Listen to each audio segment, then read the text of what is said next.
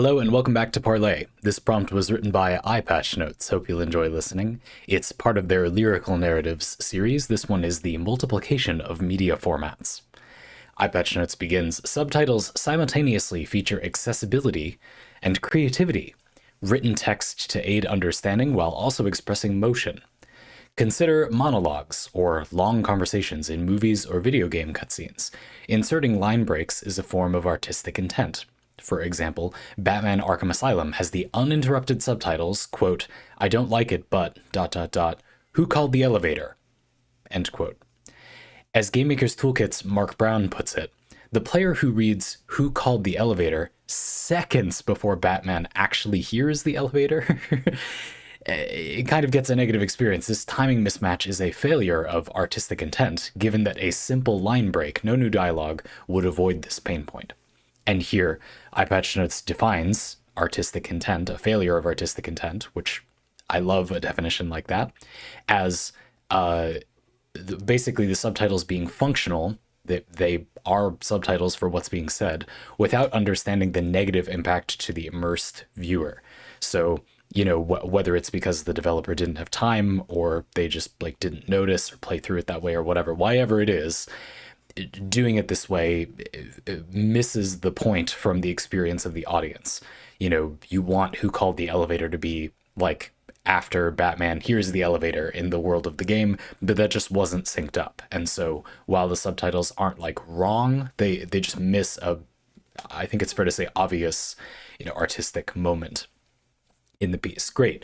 So this is a great example of how subtitles in a simple way can kind of affect a piece a little bit. That can feel janky or undercut tension. I don't know anything about this game, but I could imagine it could undercut tension because they're not timed, just so.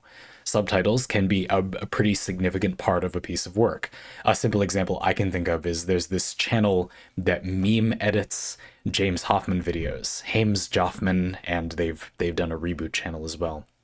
And they do this fun thing in the videos where, it's a little incoherent, right? They're chopping together a bunch of voice stuff from James Hoffman videos. And so it can be a little difficult to follow the narrative.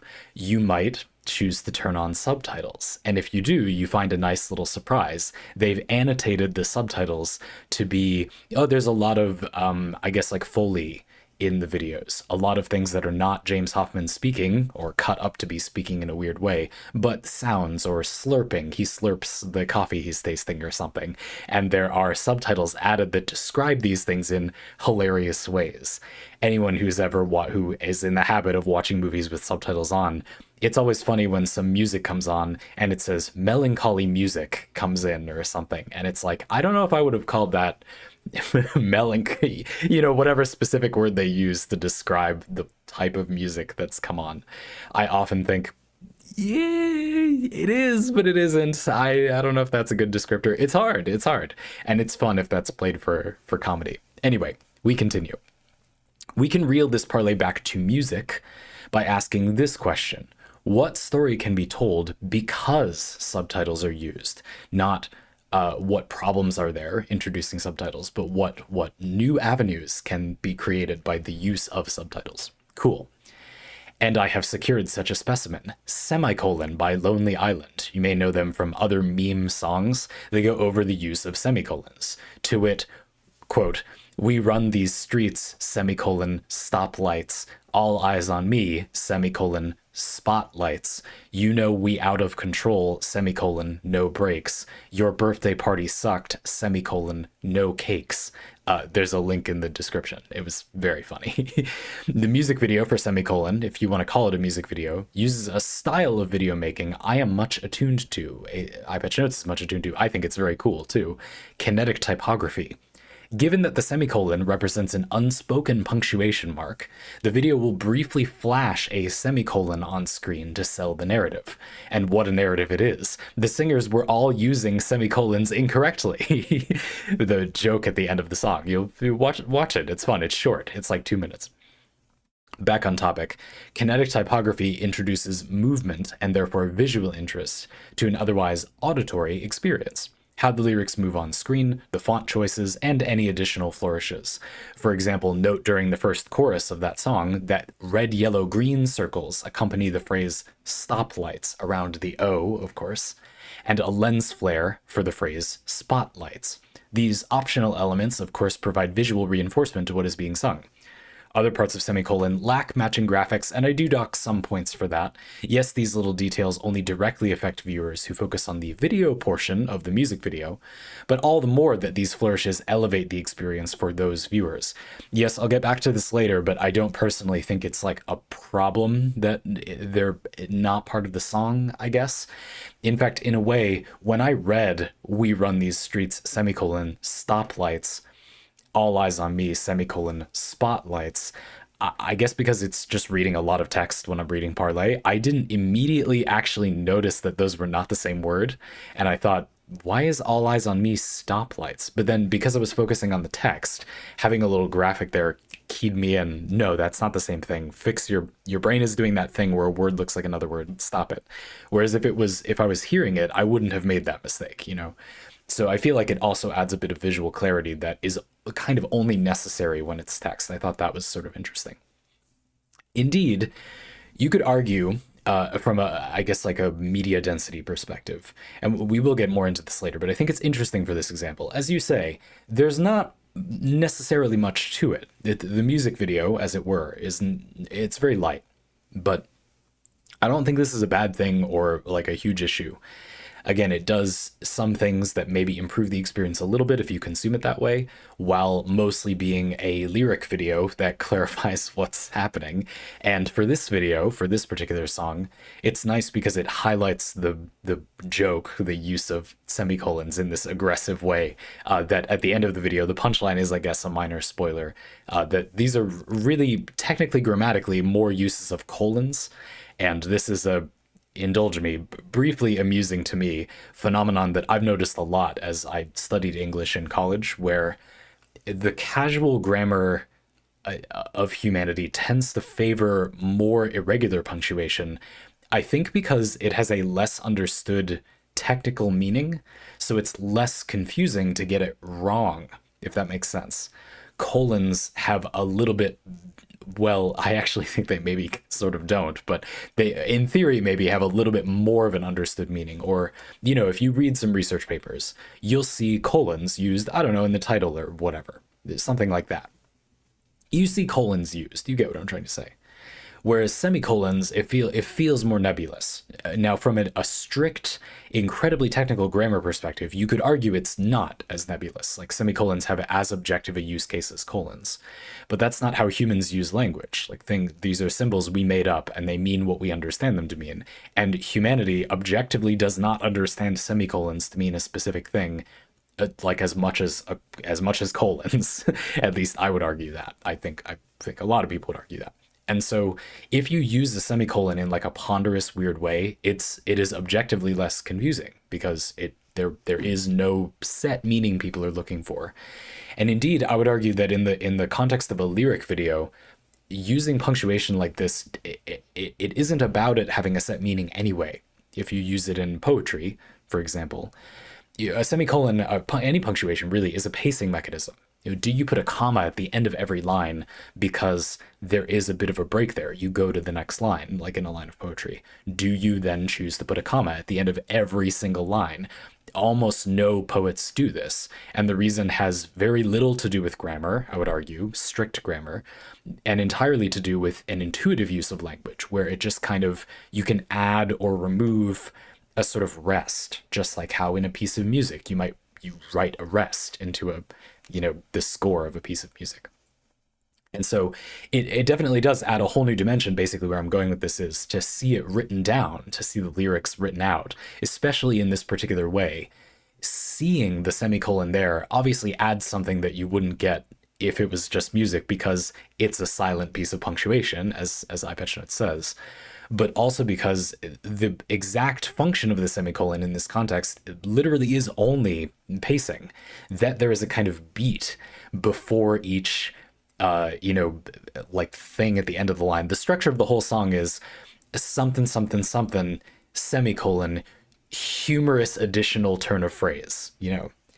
And while at the end the video quips that technically those are all places for a colon, I would argue that looking at it from a poetic perspective, if the purpose of punctuation is just to kind of syncopate or pace things, a sort of dramatic beat before a reveal, this video and this song is a perfect example of a good use of semicolons. It's hilarious in a way it wouldn't be if you took the semicolons away.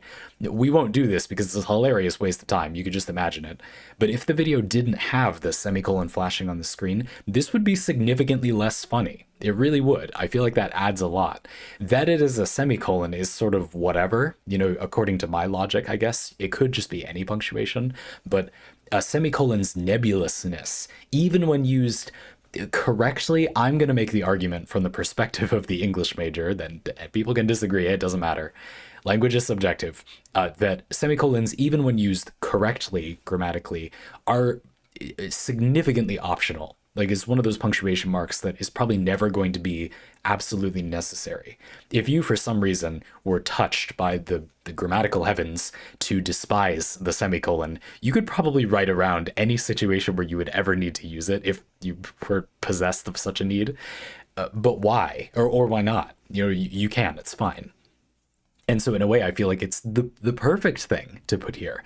I think that a colon would read as, this is so weird how we treat grammar this way, but I'm going to say it would read as a little over dramatic. It being a semicolon slightly undercuts the pomp and circumstance of the way this song is constructed. Imagine it not there, and imagine if it was a colon instead. I feel like semicolons are actually the perfect thing to put here, and that's awesome. It's great. So anyway, well, what a great example, by the way. Just ridiculous. Like, I as always with Parley, I'm kind of floored by, where the heck are you people getting these examples? This is crazy. Who knows about this?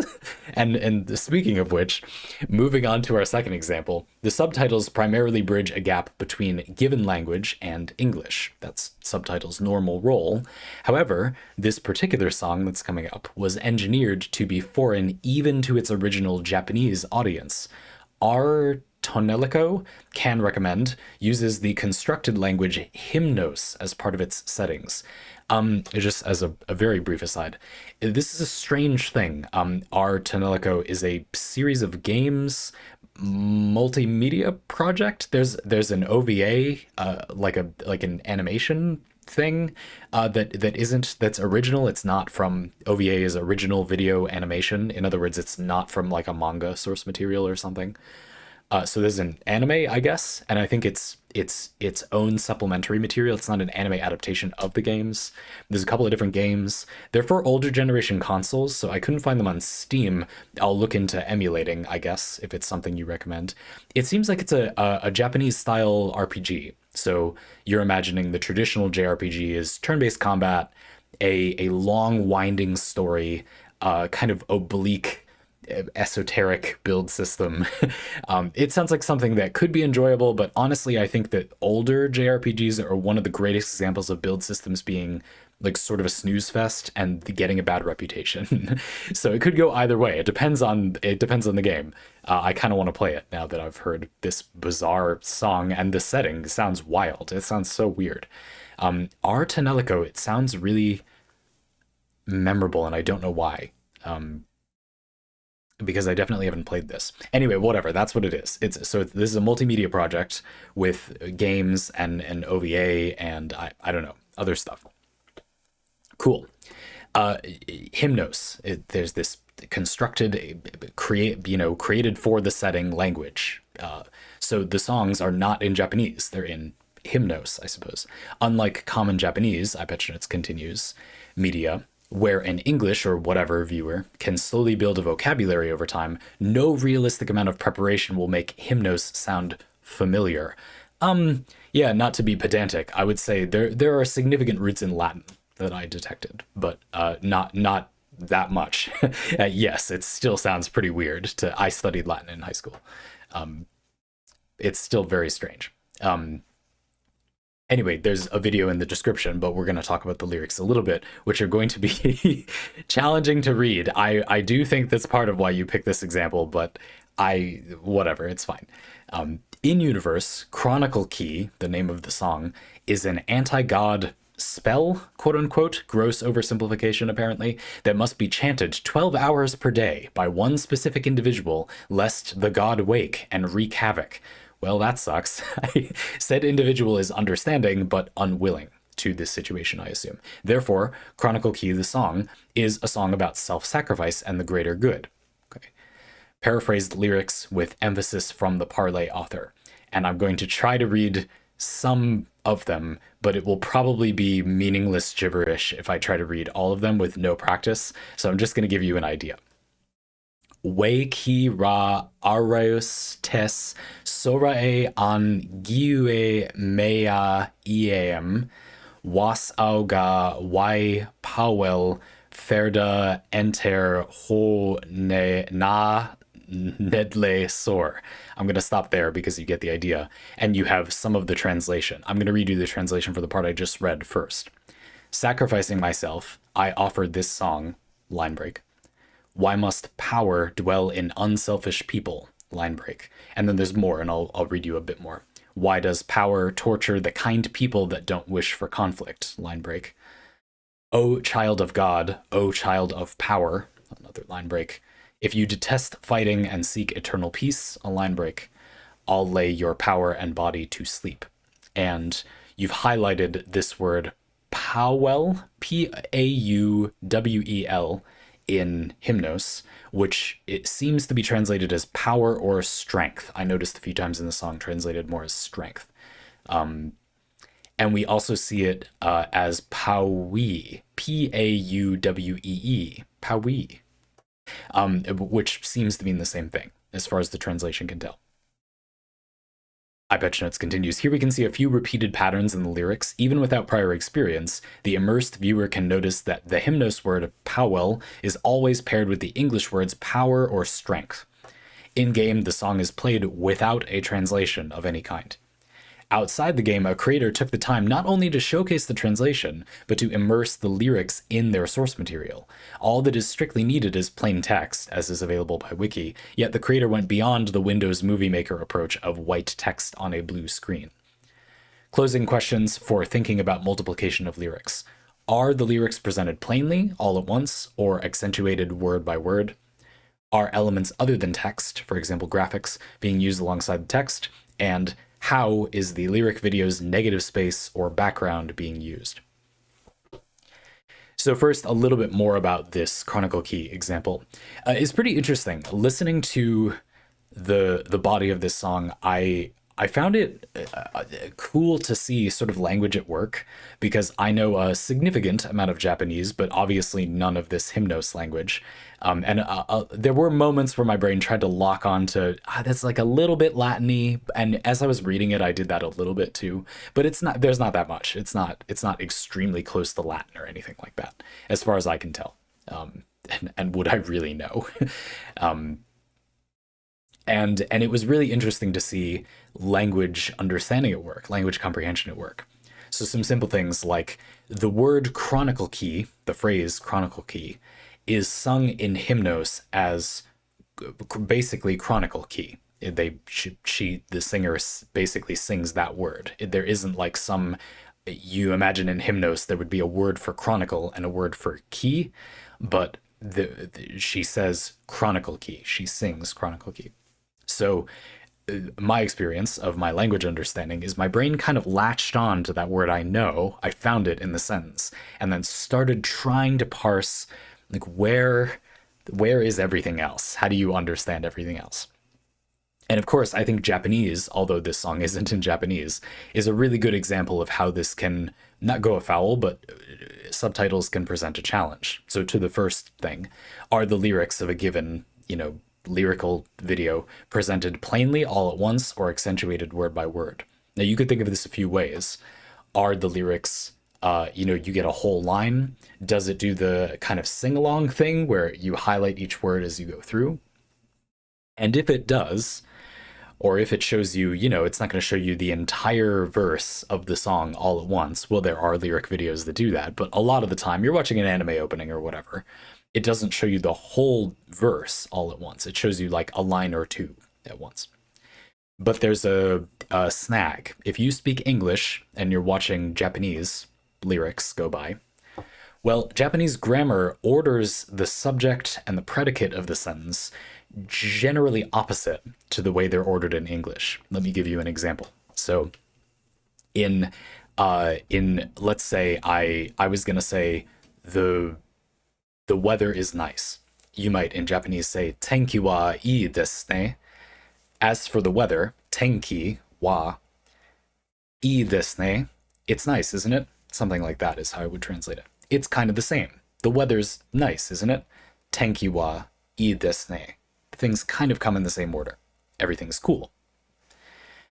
But a lot of the time in Japanese, longer constructions will have something more like the thing that is being done, the verb of the sentence, will be way at the end. So something like I played racquetball with my friends will read as for me and my friends, we played racquetball.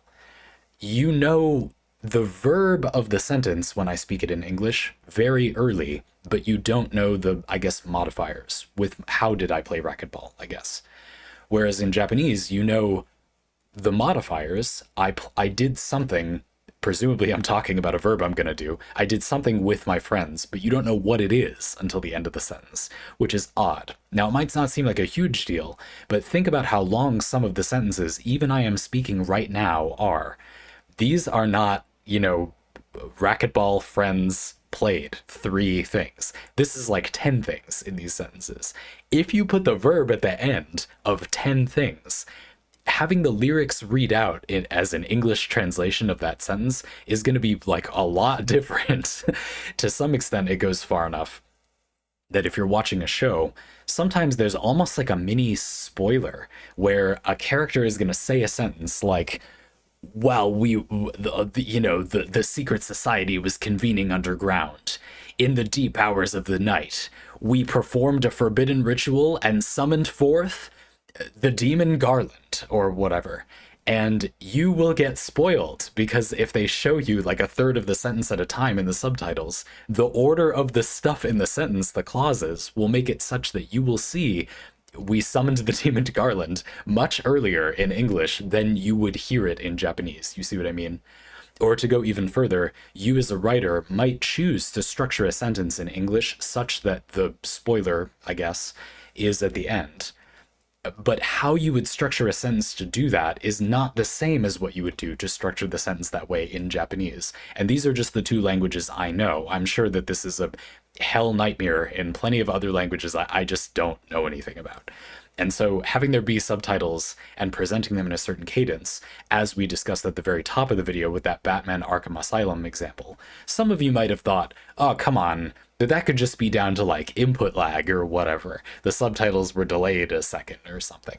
I still don't think that's a good excuse. Like, you could definitely time it such that it would work pretty reliably for most people. And I'm not sure I feel like Batman Arkham Asylum is going to be so laggy on modern hardware. But anyway, whatever. It doesn't matter. My point is, I think the problem goes significantly further than that. There definitely is a real judgment call to be made about how much of the thing on the screen you present. For example, going to this Japanese lyrics or text situation, do you show people the whole sentence to kind of limit what is lost between English and Japanese? Do you show people, do you try to replicate the emphasis that is happening in Japanese in English? So for example, in my weird racquetball example, if you say, you're guilty because you were hanging out with your friends while somebody else was doing something, they want to know where you were, and you were just hanging out with your friends. You might say, I was out playing racquetball with my friends. It's a little worse. You were hanging out without them. And you can imagine somebody saying this. I was out with my friends playing racquetball. You might do it like that. And if you translated that, you can imagine that maybe to make it feel more like what is being spoken in Japanese, you would show 2 of the 3 clauses in English subtitles, but just not the same 2 out of 3 clauses. And the meaning is still kind of preserved. The idea is that you admit that you were doing something without them, and it gets a little worse. You reveal something else that makes it a little worse. You can still kind of do it with subtitles. I think this subject is deeply fascinating, so that's my example. So, as for the lyrics being presented plainly or accentuated word by word, I recall an example with the like multi-language lyric versions of the same song that we did in a previous EyePatchNotes lyrical narratives parlay, where I think that it's interesting to try to replicate the beat or the kind of language rhythm, conversational rhythm of the piece, even if the exact words being shown translated are not the same, though sometimes you may want to jump through some hoops to not like reveal an early spoiler. And it is funny when you have a language that presents its grammar in a usually different order than the language you're translating into. If you do this sort of karaoke style, every word gets highlighted as it's sung, because that in no way works at all. It does not work even remotely if, you're translating from something like Japanese to English. Usually the order of words just doesn't work. And so you can highlight each word in a rhythm similar to the song, but it's not going to like be the word that's being sung. That it's not easy to do that. It's usually not possible to do that, I'd argue. Okay, moving on to the elements other than text, like graphics, being used alongside text. And it seems like you're mostly talking about in like lyric-based videos, but basically just anything where there are these two elements. Yeah, this is where I want to get back to that thing from before about the extent to which adding features to the piece of media, but only if you actually watch the video, is like sort of weird. In the Stoplight music video, we have a situation where there are some elements of the presentation and drama, I guess, the semicolon flashing on the screen in between the stoplights and the spotlight, those elements, which you don't get to enjoy if you don't watch the video as a video. Here, I think it's interesting to consider that music, as a piece of art, is a type of art that we uniquely experience with different densities, I guess I'll say. Unlike many other pieces of art, many other types of art, video games, a painting, I don't know, it is much more common with music than most other types of art that you experience it alongside another significant piece of art or distraction, and also sometimes not without some other distraction. That's weird and out of the ordinary. Very few people will look at the Mona Lisa in person in a context that isn't in a crowded gallery. Like, that just is the context in which you will get to experience this piece. You could argue in a totally separate, and I'm sure very interesting parlay that somebody could do, that that is a big part of the modern Mona Lisa. If you go to a gallery and see it in person, though I would also have another, I'm sure very interesting parlay about whether that's really worth doing, but whatever. Part of that piece's identity now has basically been forced to be, you will see it through a crowd. There really isn't a way to not have that happen. Maybe in the future, somehow. You wouldn't experience it in another context, but I can think of lots of pieces of music that I've experienced as, their anime opening version or whatever. I listened to them by themselves. I listened to them while driving in the car. I listened to them while driving in the car more, but I was in traffic and annoyed. I listened to them more, but in driving in the traffic, and I was whimsically, screw it, I guess we're stuck here and having a good time. There's different contexts like that. Maybe you enjoy listening to some of this kind of music while getting down and dirty, something like that. I don't know, some incredibly weird specific context. And that has now weirdly become part of the music temporarily.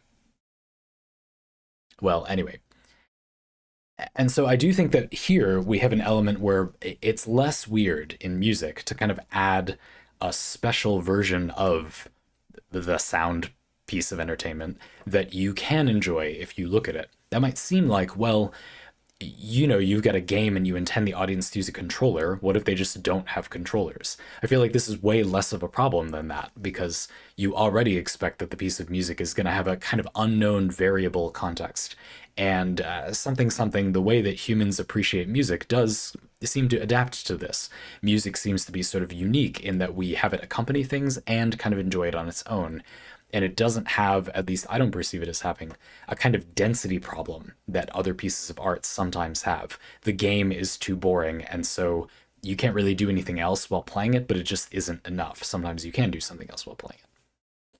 So to me, this is related to the idea of elements other than the text, like graphics or whatever, being presented alongside the text because, one, as in my example with the stoplight video before, they can be used to just shore up parts of the experience that might have been a little bit confusing if you were just reading them rather than listening to them. Stoplights, spotlights, maybe I'm just an idiot, but I confabulated those and it was very clear visually because they added a little element to a little graphic to make it clearer. So you can do that. You can kind of round off the experience a little bit. The lyrics were made to be lyrics, to be heard, but there's kind of new challenges and benefits when they're seen, and you call to those things. Cool. Perfectly fine. But also you allow there to be more entertainment if the thing is consumed by itself. I really like that. That idea that if you are listening to the song just by itself, you get a little extra. The experience is a little more full. You get a little visual element along with it.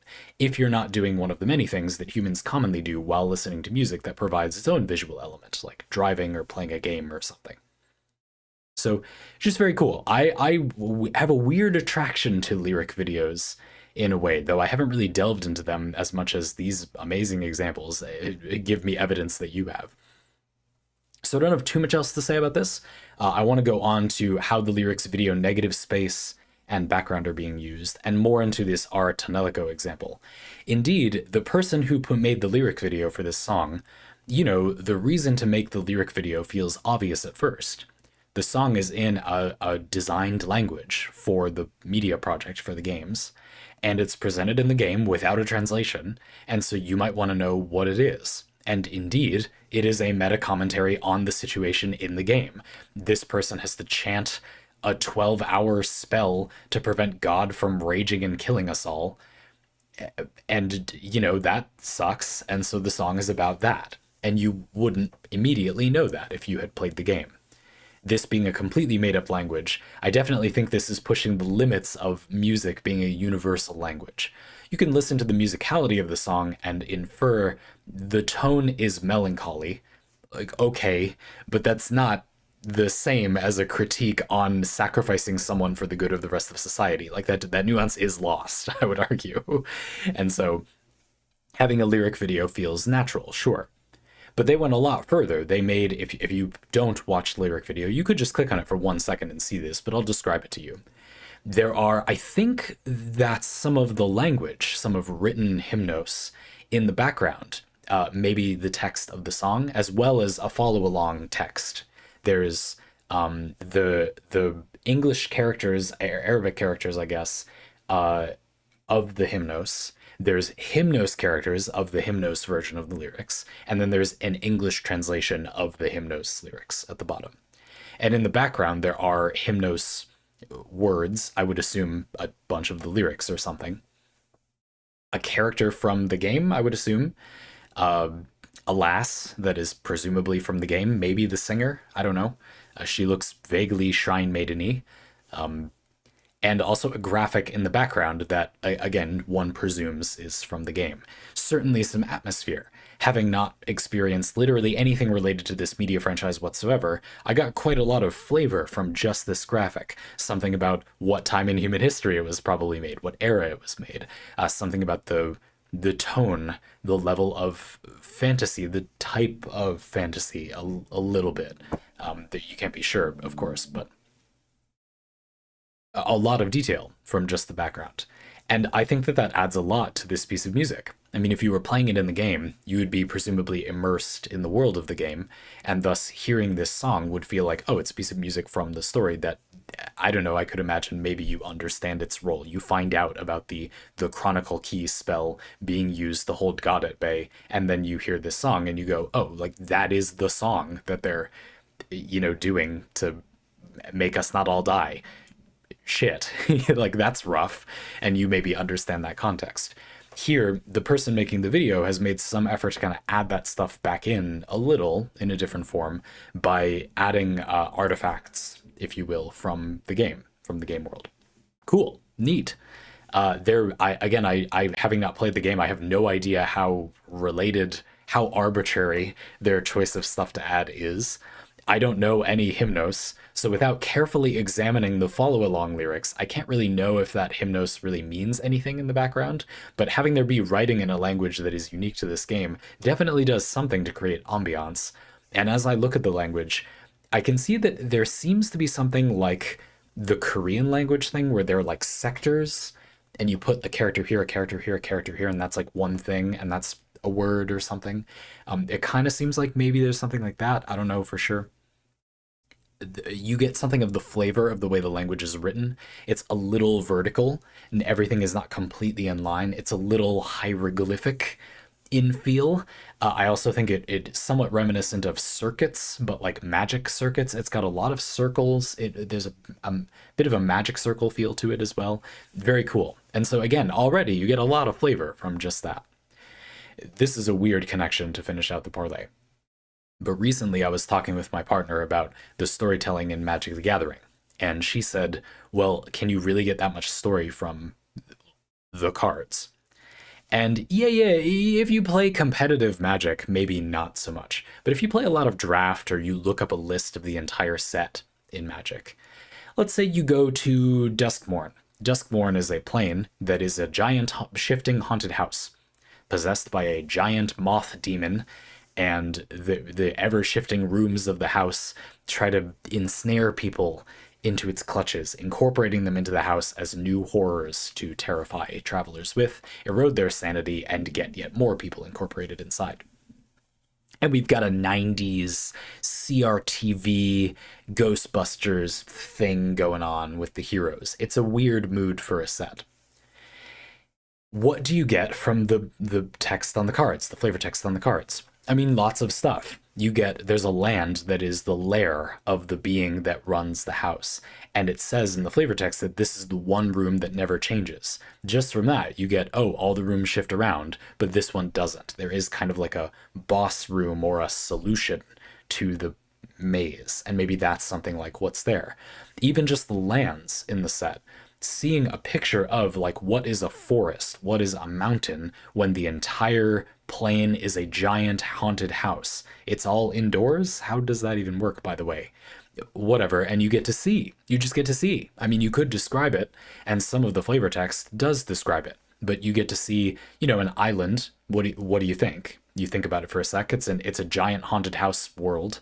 What is an island in that world? Maybe a fountain room, a room with a fountain, something like that. Or maybe a flooded room, like a flooded basement, I could think. You can get a lot from just that. You don't see a map of Duskmourn. Maybe you do in some sets, but you mostly don't. You don't see a direct linear explanation like in a novel of what the world is like, but you achieve a lot just by having there be images alongside the text. And of course, if you get into the mechanics married with flavor thing in Magic, you can sometimes infer a lot from just what the cards do. The mechanic of a card, like what does the moth ruler demon thing of Duskmourn, of the house, do? What does the card do? That could give you some insight into what it's like to be there. They have an ability where if you try to target and destroy that creature, you have to sacrifice some stuff from your side of the field. And so you get this flavor that they're mortal, I guess, like they're destructible. The card isn't indestructible, doesn't have the ability indestructible.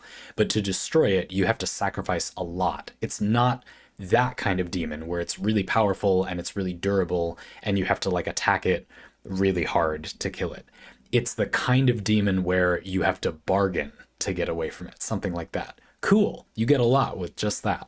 And so I really like the idea that you can add these touches to a piece of text just from like these little details. Even novels, for example, I'm reading a book right now where it's a pretty conventional novel in terms of layout, but there are little, it's a book about necromancy, and so there are these little skulls, icons of the different necromantic houses in the world that have different features. One might have daggers crossed above its head, one might have a blindfold, one might have blood dripping down its face, or face paint of some kind, ashen face paint. Some might have like other bones around them. And you can imagine what kinds of necromancy those might mimic. The chapter is usually about a necromancer that is, in that school or something. We're at least reminded of the variety of necromancy available. It's a nice little touch. And while if you listened to the book as an audiobook, you probably wouldn't get that benefit. Yeah, I mean, it's there for the people that want it. It's just a little nudge in the right direction, a little ambiance to add to the piece of media. I was thinking recently even about something more parallel to what is the splash art on your lyric video, the cover of the book.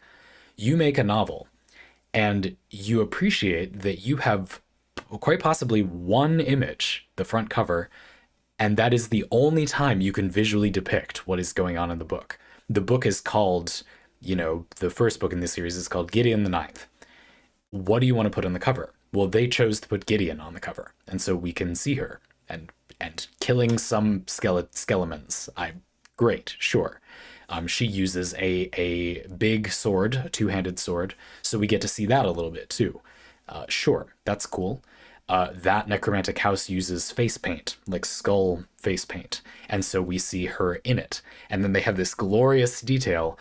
At first, it looks like that she's just got the skull face paint and her eyes are black sockets, like you might expect from skull face paint. But when you look a little bit closer, those are sunglasses. She's wearing aviators instead. And you get a lot of attitude from just that. She's smiling a little bit as well while hewing through a bunch of skeletons. Great. Like that's nice. Would that be what I would have picked as my one image for the entire novel? I don't know. I mean, there's a giant haunted house that's a big feature of that book. Maybe maybe I would have picked that. And it's the same thing here, right? Like, I have no idea, not having played Ar Tonelico, whether this girl, cool looking as she is, shrine maidenly as she looks, this text and that background sigil, it kind of looks like a sigil. I see a lot of keys. Is that a good image to have picked to express this thing? But it's an image, you get some mileage out of it. It's from the world. It's an artifact from that place. It draws you into the story a little. And it's amazing how one image like that can make something feel so much more real and full-featured. While, of course, it is ultimately a song that someone put a huge amount of work into structuring in a satisfying way, a novel or what have you, that someone put a lot of work into structuring a certain way. The joy of the layout of the magic card and its mechanics and mechanical utility, it functions well enough on its own. I think at the end of the day, a takeaway for me is that these are extremely dense pieces of media. So one of the things about why adding some additional visual elements to the song doesn't feel jarring if you sometimes experience the song when they're taken away is because, I mean, it's a full-featured song. There's a lot. It doesn't need more. And it's just kind of fun to add that extra little bit. So a really interesting topic for a parlay. I have to admit, EyePatchNotes, I wasn't completely sold on there being like a lot of lyrical narrative series parlay. I'm a bit more sold now. Like, I'm into it. I'm here for this. That sounds great. And in fact, the very next parlay is from Pistol Whip, lyrics shaped like themselves. So maybe I'll get a drink of water and do that this afternoon too. Thank you very much for submitting this parlay. Folks, if you want your own parlay like this one, you can get that using a link in the description.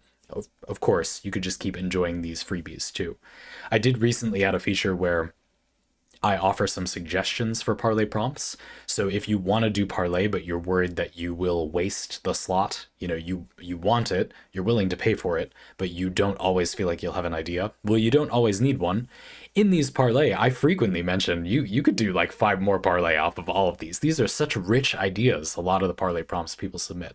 And you could do that. I'm sure nobody would mind. That would be fun. I'd be flattered if I made a parlay and someone did a response one. But I do also always post some ideas just for me, things I've been thinking about in the parlay channel every month. So if you want something, those are there.